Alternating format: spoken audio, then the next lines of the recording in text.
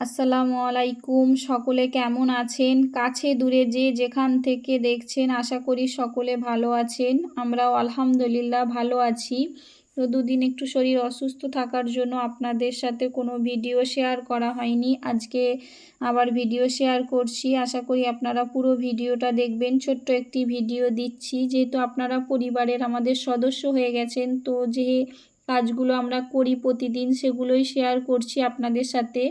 আমি দেখিয়েছিলাম আমাদের 4টে ছাগল আছে। তো তার মধ্যে 3টে ছাগল খুব ভ্যাবাচ্ছিল। তো 3টে ছাগল 3 দিন ধরে ভেবিয়েছে, একদিন নয়। তো এটা আমি একদিনই ভিডিও বানিয়েছিলাম।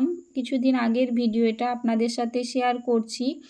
তো ওরা নাকি ভ্যাবালে ওদেরকে পেট ধরাতে নিয়ে যেতে হয়।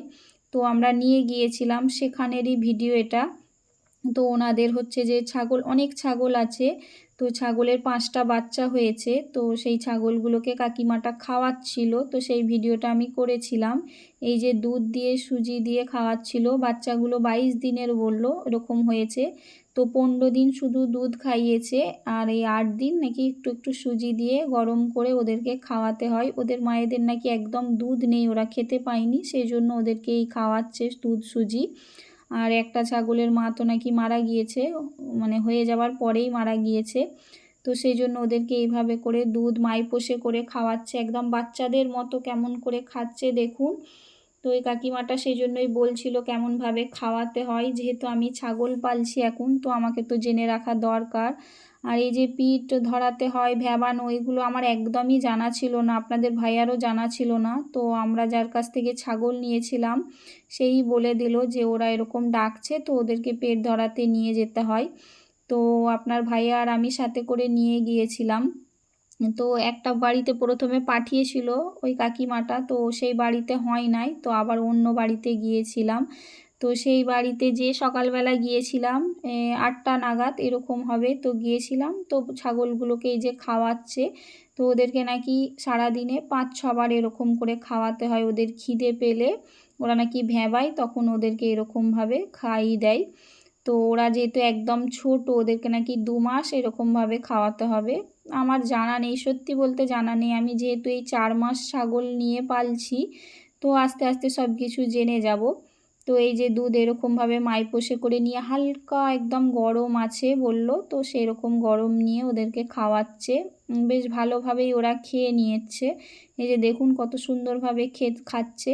আর বললাম নি একজনের মা মারা গিয়েছে, তো সে তো একদমই খেতে পায় না। তো একদম ছোট্ট থেকে ওদেরকে এগুলোই খাওয়ানো অভ্যাস করিয়েছে, যে খেলে আস্তে আস্তে এবার যখন ঘাস পাতা খেতে ধরবে তখন আর দুধ খাবে না, ছেড়ে দেবে। তো ওই 1.5-2 মাস এরকম করে খাওয়ালে নাকি ওদের ভালো। বলছে ওদের যদি মায়ের নাকি দুধ পেত তো ওরা নাকি আরও একটু বড় বড় হয়ে যেত। 22 দিনের বাচ্চা নাকি আরও বড় হয়ে যায়। তো আমার জানা ছিল না, সেই জন্য কাকিমাটার কাছ থেকে অনেক কিছু জানলাম। কাকিমাটা বলল যে ছাগলদেরকে কি কি খাওয়ালে ভালো।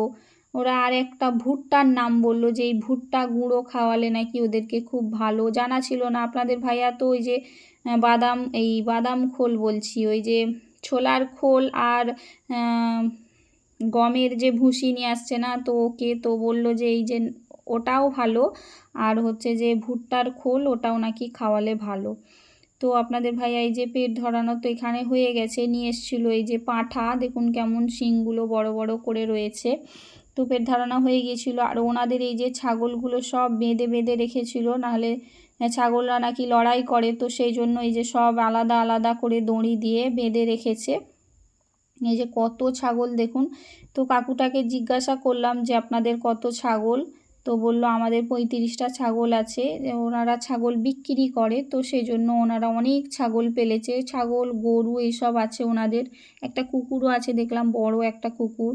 তো এই যে ছাগলগুলোকে ওদেরকে হচ্ছে যে তুলা খাবারই বেশি খাওয়ায়, মানে কেনা খাবারই বেশি খাওয়ায়, খুব কম। এখন মাঠে যেহেতু পানি, তো সেই জন্য ওদেরকে মাঠে ছাড়েনি।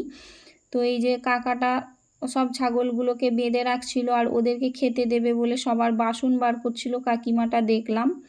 তো এই যে দেখুন কেমন লড়াই করছে, এই যে পাঁঠায় পাঁঠায় এদিকে লড়াই করছে। তো এই ভিডিওটা আপনাদের ভাইয়া বানাচ্ছিল, যে বানিয়ে দেখি ভিডিওটা খুব ভালো লাগছে, পাঁঠায় পাঁঠায় কেমন লড়াই করছে দেখুন।